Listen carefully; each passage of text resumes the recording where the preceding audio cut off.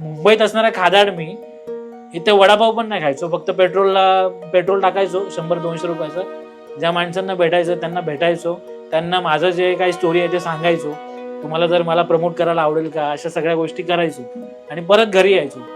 त्यामुळे कदाचित इथल्या पिठी भाताची जी चव आहे ना मला ती कळली आणि ती मला आजही जगात कुठलाही एकदम चांगला पदार्थ जरी दिला तरी मी त्यातला या पिठी भाताची कम्पेअर करणारच नाही.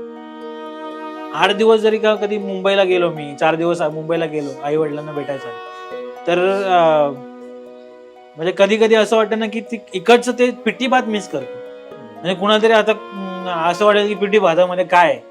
तर जेव्हा मी स्वतः शेती केली आम्ही, त्यामध्ये स्वतः कुळीत पेरला, तो कुळीत काढला, तो झोडला, त्याच्यानंतर घरात आणून आजी जेव्हा ती भाजते, त्याच्यानंतर जात्यावरती त्याचं पीठ काढते आणि त्याच्यानंतर एक कमीत कमी इन्ग्रेडियंट वापरून एक क्वालिटी प्रोडक्ट जेव्हा बनतं आणि ते तुमच्या ताटात त्या भाताबरोबर येतं आणि सुकट असेल किंवा बटाट्याची कापं असतील, तर ते खाण्यात आणि ते नॉनव्हेज खाण्यामध्ये मला फरक दिसायला लागला.